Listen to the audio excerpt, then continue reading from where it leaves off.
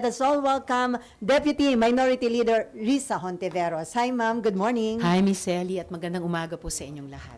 Ma'am, do you have any opening statement? Yes, actually, parang greetings lang. So, hindi pa po ito first 100 days ng 20th Congress, first month pa lang po. Pero isang resibo na tuloy-tuloy lang po yung trabaho natin dito sa Senado. At syempre, hindi pa di-distract sa kung ano pang mga drama-drama dyan sa tabi-tabi. So halimbawa po, nag-file po ako ng resolution para kilalanin ng Senado ang makasaysayang pagkapanalo ni Alex Iyala. So congratulations nga pala dyan kay Alex. Sobrang proud na proud po kaming lahat, mga kababayan mo, sa iyo. Pambihira, di ba, yung exuberance. Hindi lamang ng kanyang napakalakas na paglaro, pero yung exuberance, yung nag-umhapaw na tuwa niya nung siya'y nanalo.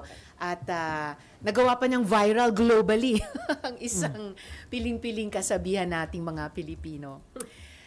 Nire-reserba ko rin po ang unang pagdinig ng Senate Committee on Women, Children, Family Relations, and Gender Equality sa paglaganap sa internet ng deepfakes o yung mga AI-generated na peke at malalaswang photos at videos ng mga bata. So, mula nung nakaraang mga kongreso hanggang ngayon, hindi po titigil yung aming komite sa pagbantay laban sa ganitong klaseng pang-aabuso sa ating mga bata, gamit pa, mini-misuse pa, ina-abuse yung mga napakabilis na nagde-develop ng mga bagong teknolohiya. Iimbestigahan din ng aming komite ang umano'y pang-aabuso ni Pastor Jeremy Keith Ferguson sa 156 na bata sa kanyang ampunan sa Pampanga. So muli, isang napakateribleng paglabag sa karapatan ng mga bata na natukoy ng aming komite sa nakaraang mga kongreso at hindi po naming tatantanan habang patuloy ang ganitong klaseng pananakit, no, sa mga bata sa ilalim pa ng pagpanggap ng pag-aalaga sa kanila. So napakasinikal po talaga na gawain. Nag-file din po ako ng resolution para agapan ng executive branch ang panganib sa 1.82 na milyon na mga BPO jobs dahil naman sa Keep Call Centers in the US, or rather Keep Call Centers in America Act sa US Senate. So sa tingin ko po medyo espesyal itong resolusyong ito dahil hindi madalas na mayroong legislative initiative dito sa Kongreso ng ating Republika na nais tumugon o di kaya ay agapan ang isang potensyal na harm sa ating mga kababayan mula sa isang panukalang batas ng ibang bansa naman. Meron din po akong resolusyon na nananawagan sa Departments of Foreign Affairs at Health na bigyan ang UNAIDS Country Office dito sa Pilipinas ng 22 million pesos para matutukan pa rin ito ang HIV and AIDS response ng bansa hanggang taong 2030.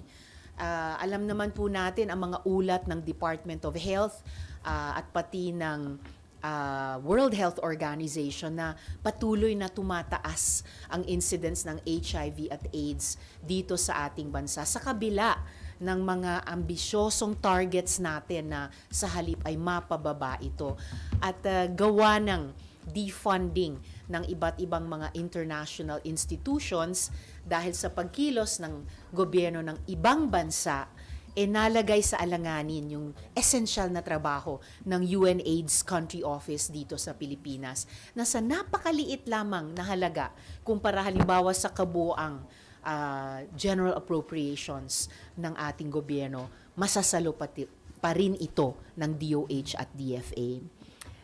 Of course, sa privilege speech ko po kahapon, pinakita ko ang fingerprints at mga dokumento na nagpapatunay na Chinese national at hindi Pilipino si Joseph C. na una nyo nang sa media tinawag na Alice Guo 2.0. yung sa UNAIDS pala kanina na resolution dahil sa patuloy na concern ng opisina ko, syempre sa mga usaping may kinalaman sa universal healthcare.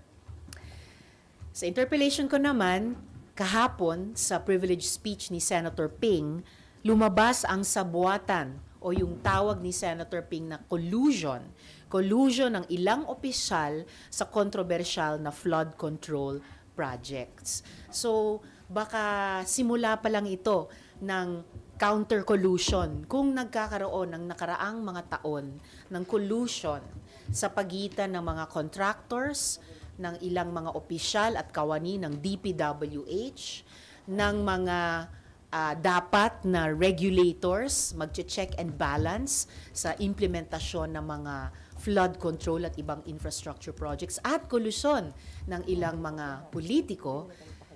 Hari nawa, dahil sa sinimulang privilege speech ni Senator Ping, magkaroon ng counter-collusion, ng pagsingil ng accountability at paggiit ng transparency sa pagpapatupad ng mga proyektong ito moving forward. Sabi ko rin po kay Senator Ping kahapon sa interpellation, dahil sa kanyang privilege speech, ay yung salitang ghosting ay nagkaroon ng bagong kahulugan. Hindi na lamang po yung ginagawa sa ilang mga personal na relasyon.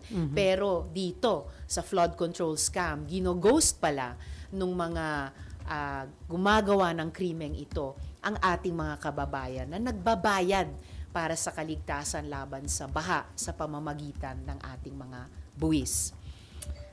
Nagsimula na rin po ang pagdinig sa aking linga para kay Lolo at Lola Bill na magbibigay ng 1,500 pesos per month na pensyon sa ating mga senior citizens. At lahat po nila, wala pong isisino, whether indigent tulad ngayon sa 1,000 pesos pension, or middle class, o kahit yung mga mayayaman pa, kahit mayroon na pong pensyon mula sa SSS o GSIS at PVAW, at simula 60 years old talaga.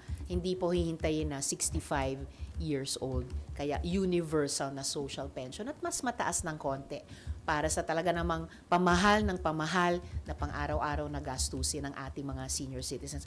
Actually, Miss Sally, feeling ko baka parang dapat mag-inhibit ako sa bill na ito dahil ngayong taon ay bisperas na mapabilang na rin ako sa henerasyong iyon. Dual seat. Joke? And doesn't look like it, salamat. Sabi nga ng mga anak ko nung naging 50 ako, wow ma, hindi ka mukhang 50, mukha ka lang 47. Ang Ngayon tipid, naman. no? Hindi pa ginawang 40. And last but not the least, para ngayong umaga, hinihintay ko namang ma-refer pa sa komite yung isa pang panukala, Lingap, Gamot at Resistensya PAC para sa nakatatandang Pinoy Act. Nabibigyan ng libreng maintenance, medicines, gamot at supplements at vitamins ang ating mga senior. So ito patuloy na pagsulong ng karapatan at kagalingan ng iba't ibang mga sektor at iba't ibang mga henerasyon dito po sa ating bayan. Salamat po. Mamunahin ko muna yung mga issue tungkol sa katiwalian sa Yes. flood control project. Sabi nyo nga, na-discover na malawakang collusion between yung mga district engineer ng DPWH, mga kontratista, at possible nga yung mga proponent, no, yung mga politicians. So, ang latest development, iniutos ni Presidente yung lifestyle check sa mga government officials. Unahin daw yung taga-DPWH. Sa tingin nyo, magandang move ito at may legal na basihan po ito?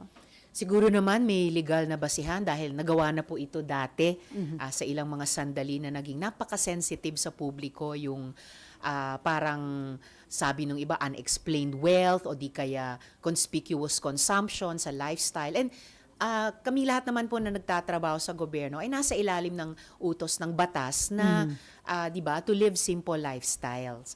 So tingin ko walang problema sa batas sa ganong utos ni Presidente.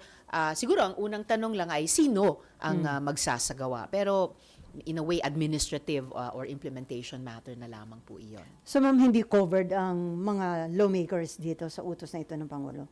Executive lang. Actually, nung sinabi nila yon, akala ko, now that you mention it, akala ko ibig niyang sabihin, kaming lahat sa anumang branches of government. Pero kung sasabihin niya, executive lamang, edi okay, kung ganon, maaring voluntary sa aksyon ng Senate President at House Speaker o sa aksyon ng Chief Justice ng Korte Suprema, in the realm of possibility, sumali yung ibang branches of government. I think isa lang naman ito sa maraming pwedeng o dapat gawin.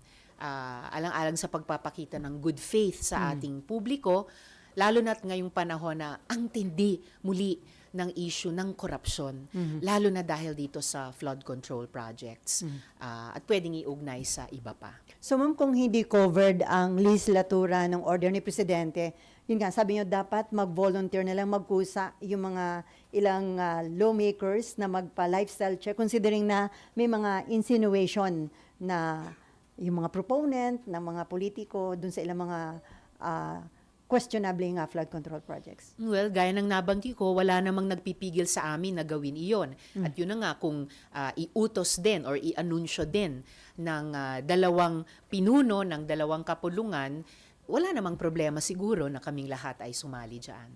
Considering na sinasabing talamak yung involvement ng mga taga-DPWH, sa tingin niyo maraming babagsak sa lifestyle check sa mga taga-DPWH, ma'am?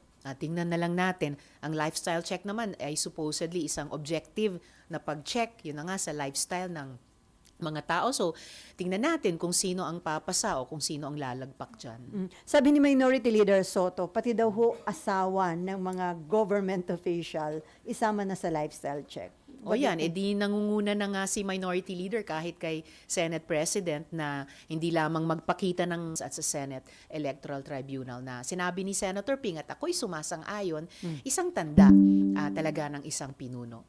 Okay, before Mayan and Marlon, ma'am, do you think inosente si DPWH Secretary Bunoan dun sa involvement ng kanyang mga tauhan? At kung inosente siya, hindi niya alam yung ginagawang kalokohan ng kanyang mga tauhan, ano yan? Sign of weak leadership o kumbaga bigo yung kanyang liderato? Well, kung biguman yung kanyang liderato or talagang hindi niya alam, pero nauna na yung ilang mga kasama ko dito sa Senado magtanong, kasama na si Senator Kiko, yung sabi niya kanyang nag-iisang tanong pagdating ng interpellation kay Senator Ping kung bakit hindi pa nagbibitiw sa tungkulin si Secretary Bonoan. Ibig pong sabihin, at the very least, kung heads of agencies po sila, may command responsibility sa ginagawa ng kanilang mga kawani. Ibig sabihin, pag gumagawa ng mabuti or excellent yung kanilang mga kawani, pwede silang maging proud na nangyayari yon sa ilalim ng kanilang watch. Ngunit kung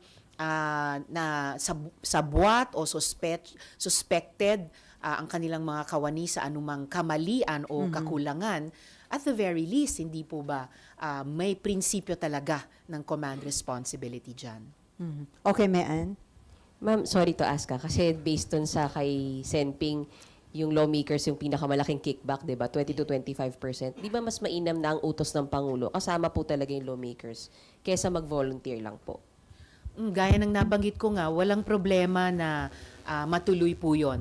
Whether sa pamamagitan ng pag-volunteer individually or sa pagpapakita ng pamumuno ng Senate President dito, House Speaker dun sa House. At yun na nga, nagsimula ng magbungkahi si Minority Leader na isama yung mga asawa dun sa lifestyle check. Walang problema po. But you think marami pong sasaling lawmakers kung volunteer lang po ito, ma'am? Malay natin, dahil nagsalita na rin ang minority leader namin, walang problema sumali kaming 5 sa minority sa Senate. Meron din kaming mga counterparts na minority sa House na dahil turing namin sa isa't isa ay counterparts, magkakadiwa kami dyan sa mga prinsipyo ng transparency and accountability. Nang hindi ako nagsasalita para sa kanila, pero I would guess hindi rin magiging problema para sa kanila na magbukas sa ganitong proseso. Isa pa sa lifestyle, ma'am. Through the years, do you think ito po ay effective na deterrent for corruption? Kasi parang ilang beses na nagkaroon ng call for lifestyle check and then parang wala namang follow-up after. Siguro hindi masama ang lifestyle checks kahit papano nakakatulong maglikha ng environment, ng transparency kasi kung alam namin na mayat-maya kailangan sabihin namin o ipakita namin sa publiko ano ang aming lifestyle. Pero syempre, dapat may kasamang negative na reinforcement naman. Kung yan ay incentive or positive reinforcement, yung negative reinforcement ay yung sinabi din ni Senator Ping sa interpellation kahapon, yung kasiguruhan na mahuhuli, mapoprosecute, at kung found guilty, mapaparusahan. Kaya sinuportahan ko rin sa interpellation ko kahapon ang nauna ng sinabi ni Senator Ping na dapat may kahit ilan or kahit isang big fish na maparusahan dito sa flood control scam na ito bilang patunay na mapaparusahan ang gumagawa ng krimen sa ganitong paraan at patunay din sa ating publiko na may mananagot dito sa mga scam na nilulunod ang ating mga kababayan, hindi lang sa baha, nilulunod din sila sa korupsyon. Isa na lang po ako. About kay Secretary Bonoan, sabi nyo nga, may nag-call na si Senator Kiko ba't di pa siya nag-resign. But while the investigation is ongoing, dapat hubang mag-leave of absence siya? I suppose a leave of absence is also a voluntary act on the part of the public official or kung iutos yon ng kanilang principal ni Presidente. Basta't ang pinaka-importante ay magpatuloy ang investigasyon. It may be on several fronts. Pwedeng dito sa Senado, kung gagawin din nila sa House, at yung nauna na ring ipinanawagan ni Minority Leader na may third party pa na independent na mag-iimbestiga. Dahil medyo multi-layered itong collusion na sinasabi ni Senator Ping. Hindi lang dun sa project implementors, hindi lang dun sa dapat na mag-check and balance sa kanila tulad ng PICAB, tulad ng COA, hindi lang yung mga politiko na kasabwat sa ganitong klaseng korupsyon. Pero, teka, I lost my train of thought. Nasaan na nga ba ako? Yung Oo, yung leave of absence. So, pwedeng voluntary on the part of the public official, pwedeng iutos ng kanyang principal. Basta't ang pinakamahalaga, yung mga investigasyon that could go on all fronts, dapat unimpeded. At walang mayroong makikialam at gagamitin ng anumang impluensya para pigilin yung pagsiwalat ng katotohanan at kalaunan, pagbigay ng hustisya sa ating publiko, sa ating taxpayers. Before Marlon, ma'am, ideally, dapat ba ombudsman ang mag-conduct ng lifestyle check? Yun yung isa pang posibleng venue ng ganoong proseso, as we have seen also in the past. Kayo, willing kayo ma'am magpa-lifestyle check? Ay, okay lang po para makita ng lahat yung aking middle class lifestyle. Okay, Marlon. Ma'am, should the President lead the way and walk the talk by publicly disclosing his SALN?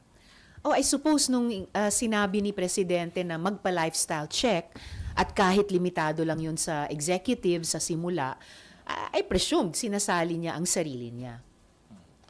Kasi yung SALN po, siyempre yung pinakamadali sanang tool to check yung lifestyle ng mga government officials. Pero ang hirap po yan, kahit na ilang taon bago ka mag-request, hindi naman available agad-agad.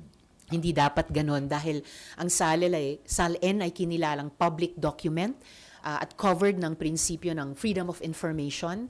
Kaya sinusuportahan ko rin yung panukalang Freedom of Information Bill na inihain na rin ni Minority Leader at ng ilan pa naming mga kasamahan dito sa Senado. So yes, kung nag-utos si Presidente ng lifestyle check, magandang halimbawa at pagpapakita din ng pamumuno kung kasamang ibubunyag yung kaniyang SALN. Should it include all the members of his official family?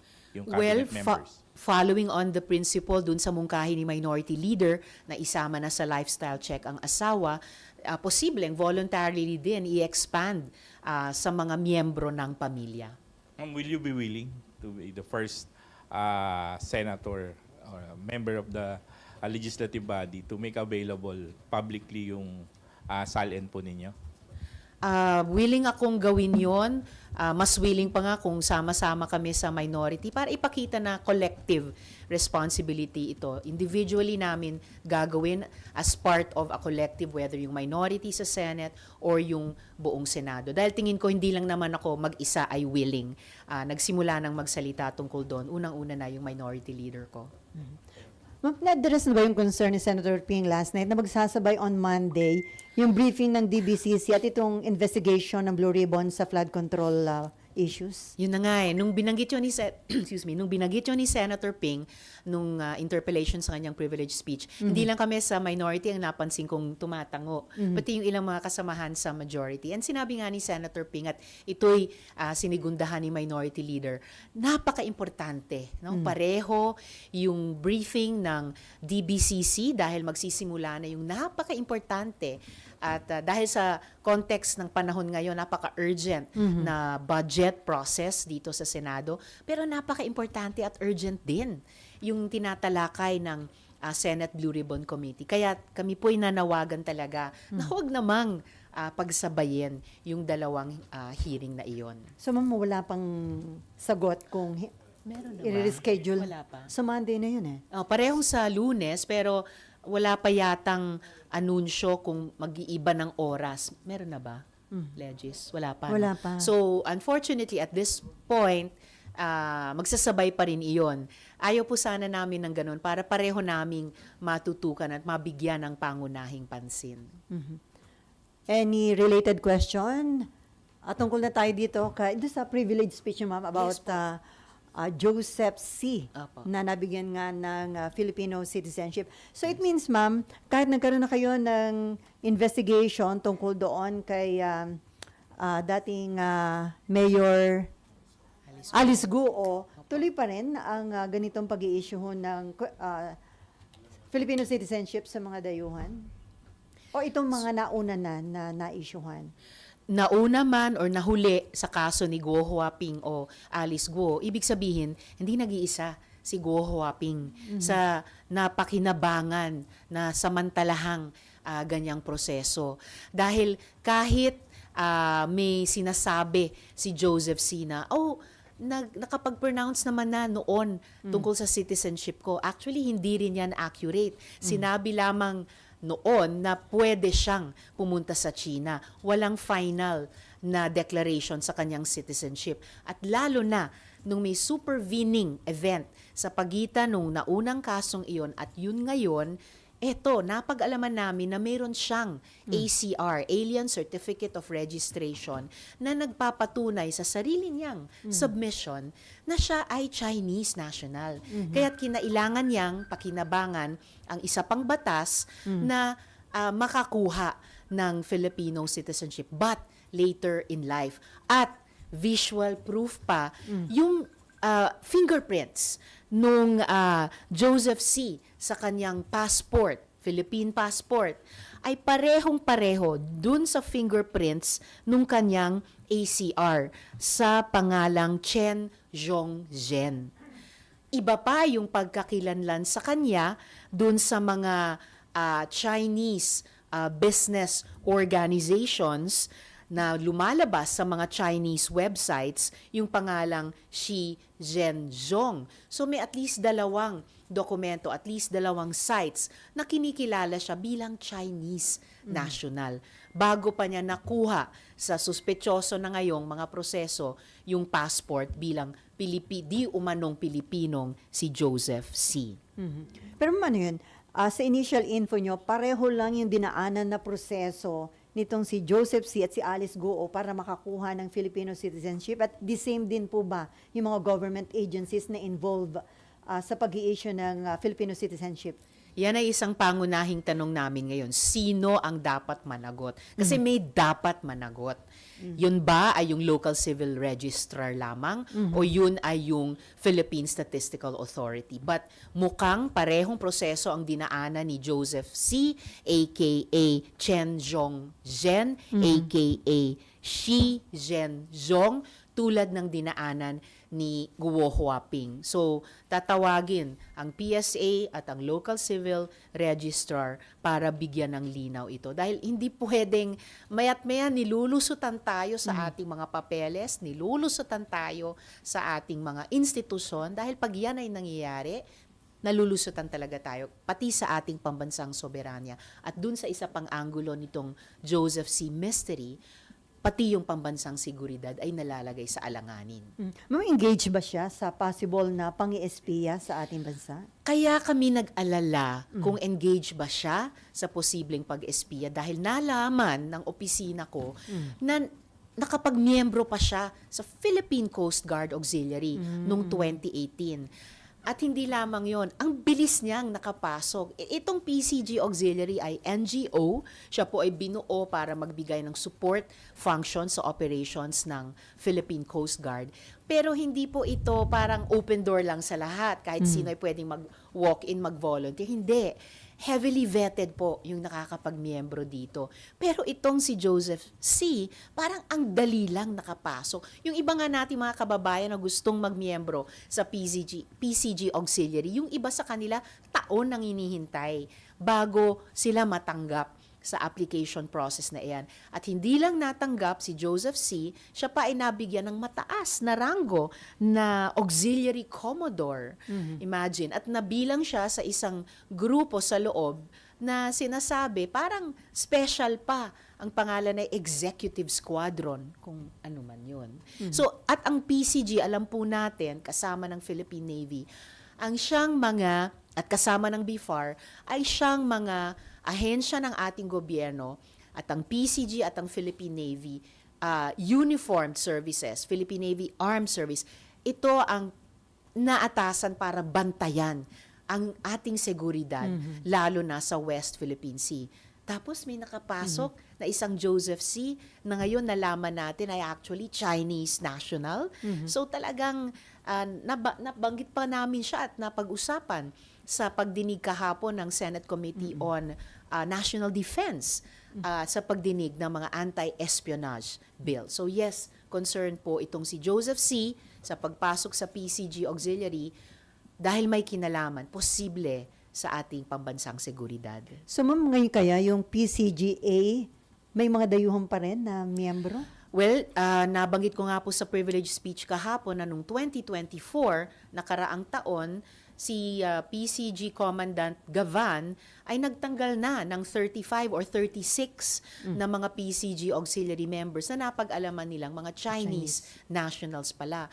So, lumampas pa ang isa pang taon at ngayon pa lamang. Pero salamat na rin sa PCG, sa Philippine Coast Guard, dinelis na rin si Joseph C. sa PCG Auxiliary. So, bakit kailangan dumaan ng isa pang taon bago matanggal ang isang Joseph C.?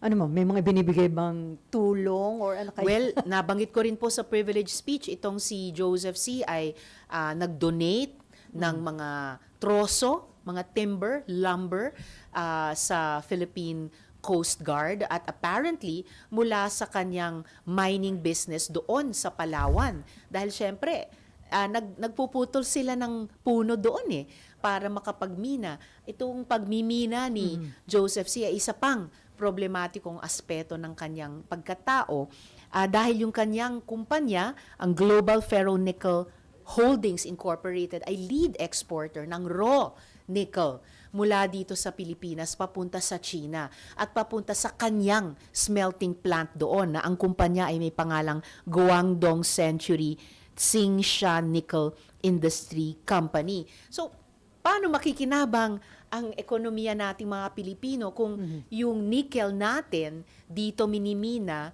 at walang processing na ginagawa ng Pilipinong kumpanya dito, kaya walang value added sa ating ekonomiya, tapos iluluwas ka agad sa China, sa kumpanya din ni Joseph C. At doon gagamitin ng ibang bansa at ibang ekonomiya. Sa Palawan din, kung saan nanggaling yung mga troso na dinonate niya sa Philippine Coast Guard, may isang kumpanya siya doon na nagngangalang Ipilan Nickel Corporation. Ito ay nasa ilalim din ng kanyang Global Ferro-Nickel Holdings Company. Itong Ipilan Nickel Corporation ay nag-ooperate kahit walang mayor's permit. At kahit tinanggal ni dating DENR Secretary Gina Lopez ang Environmental Compliance Certificate o ECC. Kahit walang ECC, tuloy-tuloy yung Ipilan Nickel Corporation sa pagputol ng mga puno. At nitong 2025, inulat ng Amnesty International na itong Ipila Nickel Corporation ay nanunuhol pa sa mga residente dyan sa Palawan para lamang hindi sila tumutol sa mining operations ng Ipila Nickel Corporation.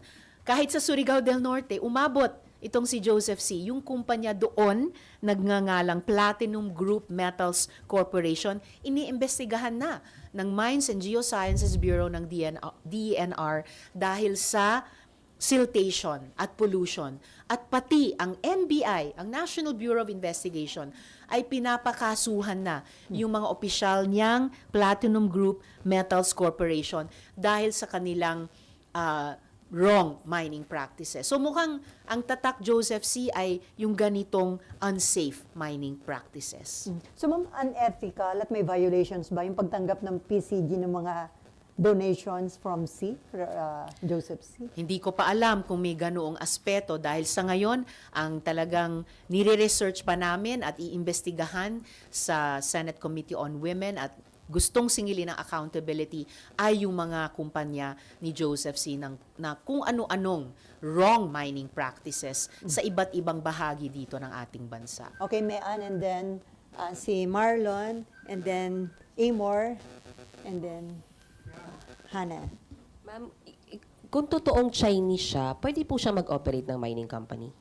O yun pa, dahil 'di ba sa ating konstitusyon yung palang joint ventures ng mga Pilipino at dayuhan ay may cap na 40% participation ng dayuhan. Yan ay para sa mga industriya in general. Pero meron pa tayong mga industriya na reserve talaga sa ating bayan, sa ating mga mamamayan, sa ilalim ng ating gobyerno.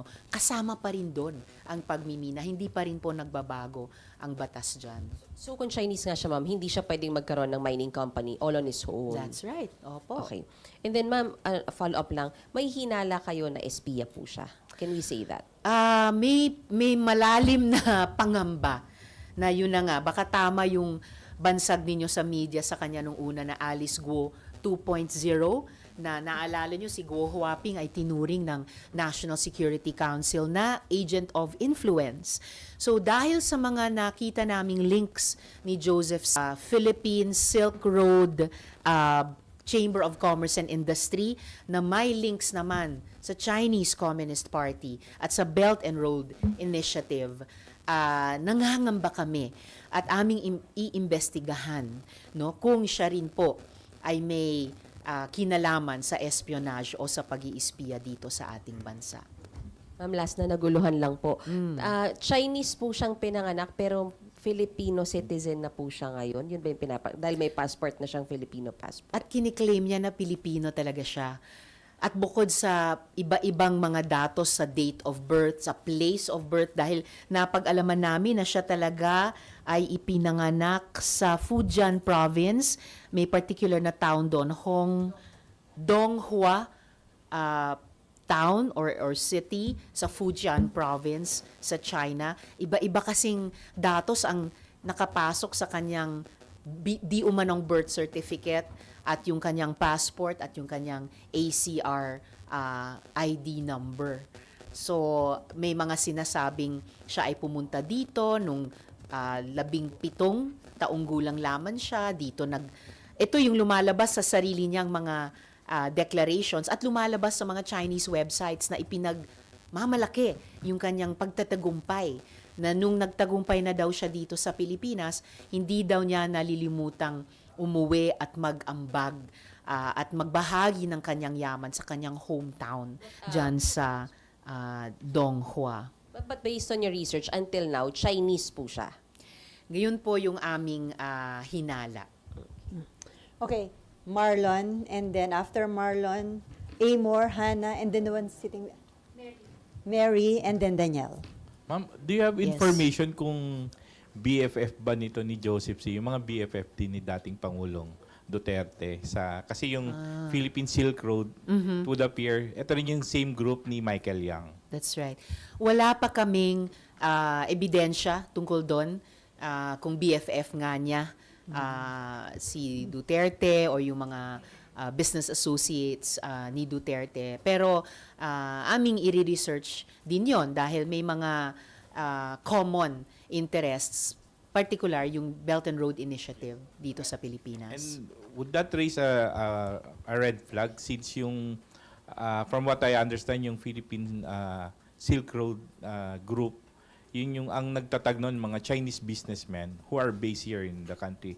And Joseph C. being the honorary chairman yata ng grupo, that itself would explain kung ano talaga yung nationality niya. Well, sa investigasyon sa Senate Committee on Women, or sa atin na ba na-refer? Or saan ba na-refer yung privilege speech?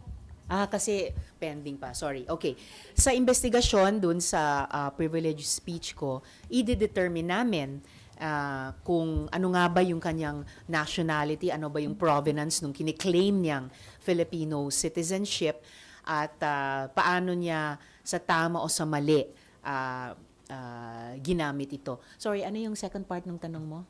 Kasi yung grupo ng yung Philippine Silk Road, Right. mga Chinese businessmen who are Yes. in the country, Uh-huh. yung mga members. Yes. And that will explain kung Okay. ano talaga yung nationality niya. So, iba pa yung usapin ng nationality, pero yung Philippine Silk Road Chamber of Commerce and Industry at yung links nun dun sa Belt and Road Initiative ng China, syempre of high interest po sa amin yun mula pa nung panahon ng investigasyon kay Guo Huaping. At alam natin na talagang rumagasa yung initiative niyan dito sa Pilipinas nung panahon ni Duterte. Nung panahon din ni Duterte, naging auxiliary commodore si Joseph C. sa PCG Auxiliary. So titignan po namin ang links ng mga usaping ito sa isa't isa at kung may implikasyon yon dun sa may harm bang nagawa no ang presensya at pagkilos ni Joseph C. dito sa ating bansa. Okay, Amor. Ay, Hannah ba? Amor. Oh, sige. Amor, and then Hannah, and then Mary, and then Danielle. Ma'am, kay Joseph C. pa rin, your reaction lang po dahil I think ang sabi po ng company niya ay nag-file na po siya ng voluntary leave.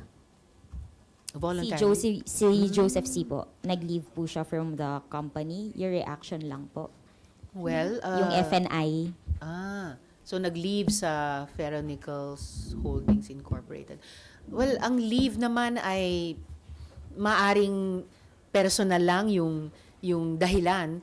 Hindi po natatanggal no ng interes ng aking opisina at sa kung komite i-refer yung privilege speech ko sa paano ba niya nakuha yung kanyang Filipino citizenship, paano ba siya nakapasok sa PCG Auxiliary, ano po yung mga naging gawain niya bilang honorary chair ng Philippine Silk Road Chamber of Commerce and Industry, at ito ba ay nakabuti ba talaga o ito kaya ay inilagay sa alanganin yung ating bansa?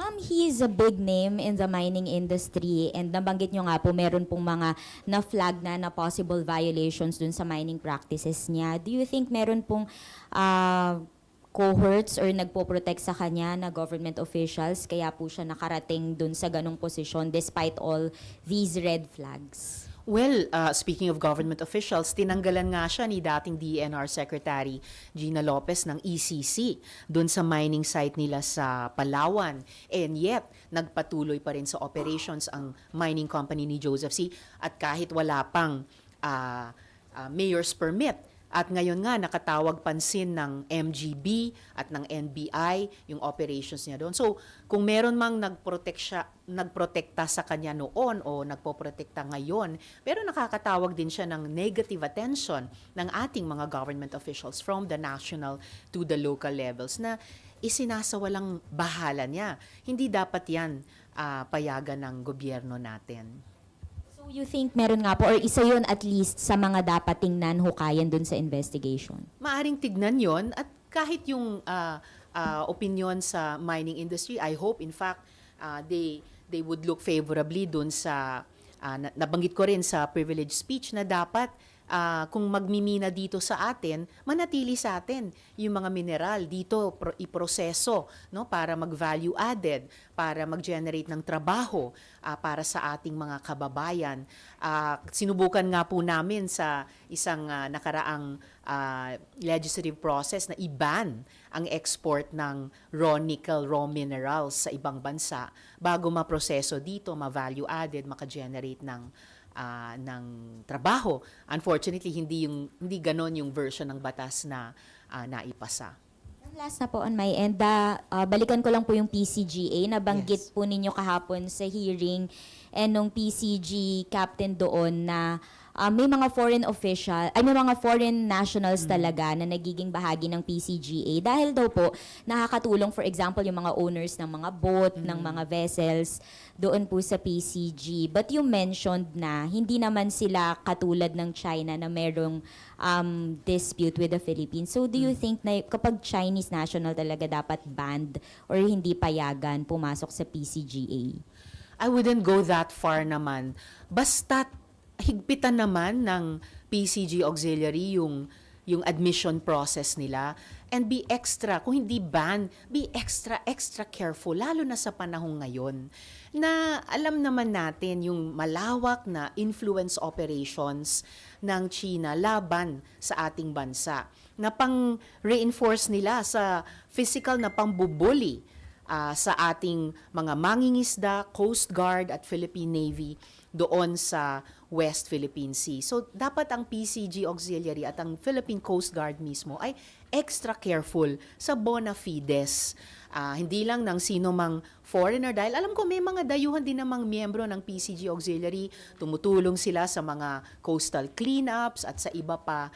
Pero be extra careful na yung mga nationals, nino mang bansa, na at any one time ay mayroon talagang matinding tensions sa ating bayan, siguraduhin nilang hindi may ibang agenda sa pagpasok. No? Dahil ang PCG Auxiliary, kahit auxiliary siya, attached sa Philippine Coast Guard na front and center sa pagbantay sa ating seguridad. Okay, Hannah. Ma'am, good morning po. Hannah po from BNC. Balikan ko lang po yung mining companies ni Joseph C. At risk po ba siya na mawala yung shares niya or at least ma-revoke itong mga mining contract if meron man, given po na kung ma-prove na siya ay foreigner using fraudulent citizenship? Yung pag-revoke o pagpapawalang bisa ng mining contracts, well, we already have one example na under heavy question, yung sa Palawan, no? Yung isang kumpanya niya na Ipilan Nickel Corporation. Dahil dapat mainit na ang mata ng DENR dyan, iniimbestiga na sila ng MGB at saka ng MBI, I would guess, kahit ng LGU, dahil walang mayor's permit. Yung matter ng shares, we would have to ask, I guess, the Securities and Exchange Commission, or, sorry, the Philippine Stock Exchange. Sino bang tatanungin sa shares? SEC? Okay. So, yung matter ng shares, it's for the SEC to determine. Maaari ding lumabas yon na isang finding o recommendation kapag na-imbestiga na yung privilege speech ko. Okay, Mary. Sen Mary Monreyes from One News po. Bali ko confirm ko lang po, kung meron na pong nakaschedule na Senate probe na nakafocus lang po dito kay Joseph C. and if ever, kailan po kaya? Yung hindi lang po yung mining companies related sa kanya, kung siya rin po ba ipapatawag nyo na habang nakadetain din po ngayon siya sa BI? Definitely, I hope na ipapatawag ng chair ng alinmang komite kung saan ire-refer yung privilege speech ko, si Joseph C. Dahil siya po talaga hinasa gitna ng kontrobersiyang ito. Natawag talaga ang pansin ng opisina ko nung lumabas na nakapasok pa pala siya sa PCG Auxiliary way back in 2018. At nitong 2025, last week lamang, tinanggal sa roster ng PCG Auxiliary. Sen, kung sakali po, kailan po yung tansya nating scheduled na hearing po or probe? Ang pending pa rin yung privilege speech ko for interpellation, saka pa lamang i-refer sa komite. Pero once na ma-refer sa komite, ifa-follow up ko yung chair noon na i-schedule sana hanggat maaga yung hearing doon. Most probably, anong committee, ma'am, mag-handle? most probably Committee on National Defense. So kung doon na nga marirefer, ifa-follow up ko si Chair Jinggoy. Okay, Danielle.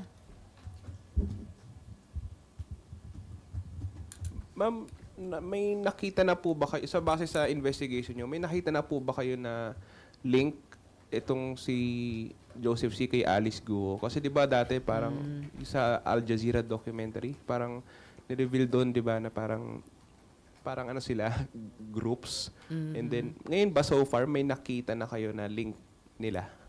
Wala pa po kaming nakuhang link sa pagitan ni Joseph C. at Guo Huaping sa aming pagre-research. Pero wouldn't it be very interesting kung may Pogo links siya, no? Pero sa ngayon, wala pa naman. Sapat na alarma sa amin na nakapasok siya sa PCG auxiliary, lalo na nung nalaman namin yung iba pa niyang mga links na may link din sa Chinese Communist Party. Pero ma'am, isa ba yan sa tinitignan nyo rin? Ang pagre-research po namin ay connect the dots eh. So marami-rami ng dots yung nadidiskubre nung opisina ko, sinusundan po namin yan. At kung saan mang mag-lead yan at kung anumang web ang ma-drawing yan, yun po yung ipipresenta namin sa pagdinig ng komite. Okay, before RG, ay may ano ka pa? Follow up the same issue pa, Amor? Joseph C. Sige. Ma'am, na-remember ko lang po kasi sabi ng Bureau of Immigration ay ongoing na yung deportation proceedings kay Joseph C. Pero kapag daw po may naihain na kaso sa kanya dito, local case sa local court, ay kailangan niya munang harapin yun, ililipat muna siya sa jail. So are you willing to go that far na since kayo po ay may mga nakalap na impormasyon, ay maghain ng reklamo talaga laban kay Joseph C.? Maghain man kami o hindi ng kaso at kung may maghain man ng kaso ng maaga, wini-welcome ko yung ganyang pananaw ng Bureau of Immigration. Dahil ibig sabihin, dapat rin sana hayaan nilang humarap din sa komite ng Senado o sa pag-imbestiga ng privilege speech ko bago anumang deportation ay mangyari. Ibig sabihin, humarap din si Joseph C. sa anumang proseso dito sa Pilipinas. Okay, before RG, ma'am, yung US has formally requested the Philippines to extradite detained tele-evangelist Apollo Kibuloy na wanted po ngayon sa FBI dahil sa kaso nga ng human trafficking, sexual misconduct, and others. Ano po yung proseso na dadaanan nito at dapat bang aprubahan natin yung request na yon ng US?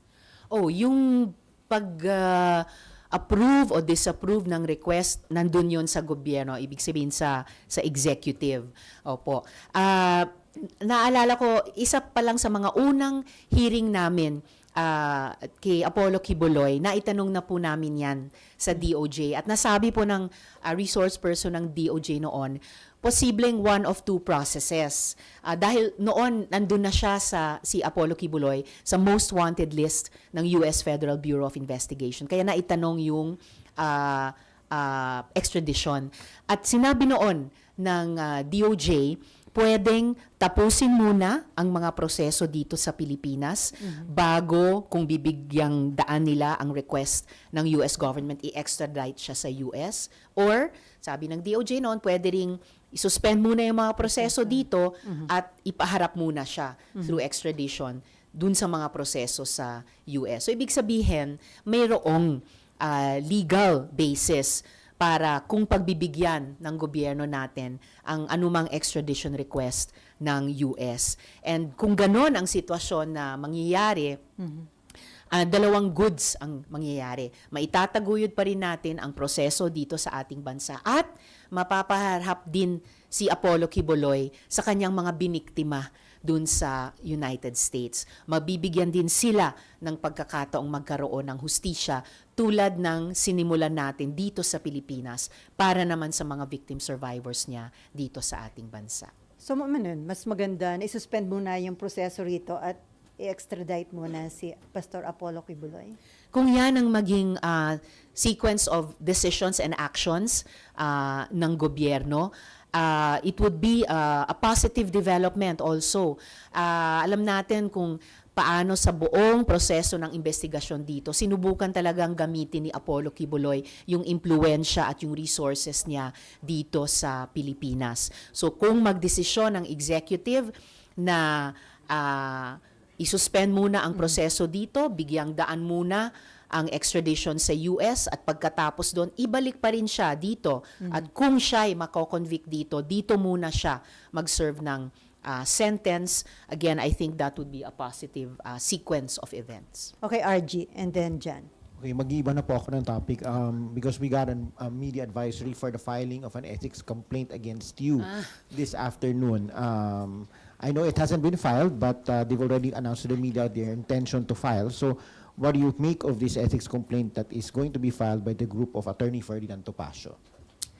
Recycled lies, harassment, ano pa nga ba? Ako naman ay buong loob kong haharapin yung complaint nila once na mabasa ko. Ma'am, sino sa tingin mo nasa likod nila? Initiative nila yon o may tao behind them? Ano ba yung track record nila? Laging may nasa likod din. So you're not bothered? Bothered in the sense na ang naming trabahong ginagawa dito sa Senate.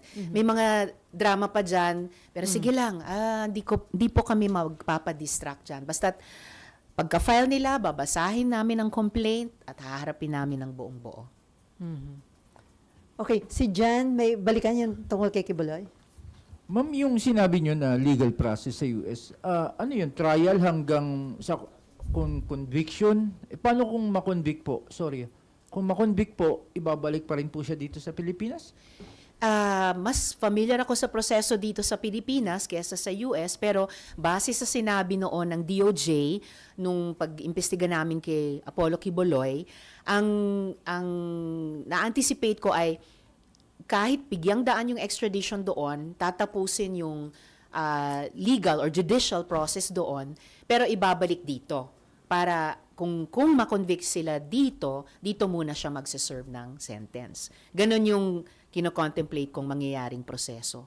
Ma'am, sorry. Better to get the final updates from the DOJ if and when magdesisyon sila. Sir, ma'am, ano ko lang, si Senator Robin po ba yung chair ng ethics? Actually, now that you Wala pa. ask, hindi pa po nako-constitute ang Committee on Ethics. Kasi na ano lang po, then si Attorney Topacio po yata ay deputy spokes ng kanilang partido. That's right. Pero hindi pa nako-constitute ang komite, so hindi pa na-elect yung tagapangulo. But kung sakaling siya, ma'am, are you hoping na magiging fair siya sa pag-imbestiga o pag-handle ng ethics complaint against you? I always presume regularity, good faith on the part of sino man sa amin mag-chair ng alinmang komite. But just as an aside also, usually, hindi, ewan ko kung hindi lagi, pero usually, hindi miyembro ng majority ang nag-chair ng ethics. But that's just usual. In the end, kung sinong i-elect na chair ng komite, siya yung mag-chair. Ma'am, you're confident na hindi magmamaterialize considering na ang mukhang basis yung sinasabi na witness tampering yung basis ng ethics complaint against you? Witness tampering. Kompleto rin po kami ng resibo tungkol sa lahat ng mga witnesses o whistleblowers na lumapit sa opisina ko or lumapit sa aming komite sa alinmang investigasyon. Kaya't panatag ako na buong-buo kong mahaharap ang anumang detalye ng complaint nila kung yan ang sinasabi nilang grounds nila. Ma'am, ano yun? Ewan ko sinong guilty sa witness tampering. Hindi yata ako. So, ma'am, may nakikita kang political color dito. The mere fact na naging open ka to run for 2028 election, do you think isa yung paraan nila para this early sirain ka? Mayat maya na pag-uusapan yung politika, but yung mga proseso dito sa Senado, may sariling integridad yan eh. Hindi maliit na bagay ang isang ethics complaint. Seryoso yan, kaya dapat sineseryoso. Ibig sabihin, puno ng katotohanan. In the same way, yung legislative work namin sa bills, sa investigasyon, and Diyos ko, magsisimula kami ng budget debates, isa sa pinakamabigat na trabaho namin taon-taon. And even yung na-archive na impeachment complaint. So lahat po yan mga trabahong sineseryoso namin dito sa Senado. May political context man, mayat maya ang anumang trabaho namin, pero we should keep our eye on the ball. At lalo na, ang dami pong mga issue, lalo na yung sa ekonomiya, na dapat yun talaga ang bigyan namin ng prioridad. Kaya nga naging napakainit nitong flood control scam, di ba? Dahil feel na mga kababayan natin ang korupsyon sa gitna ng paghihirap nila. So, kung ano man yung kanilang dahilan, basta't kung may ethics complaint, gaya ng nabanggit ko, babasahin ko yan at haharapin ng buo. Okay, no more? On that note, thank you so much, Senator Maraming Risa salamat po, Miss Ellie, Hontiveros. mga kasama. Thank you so much.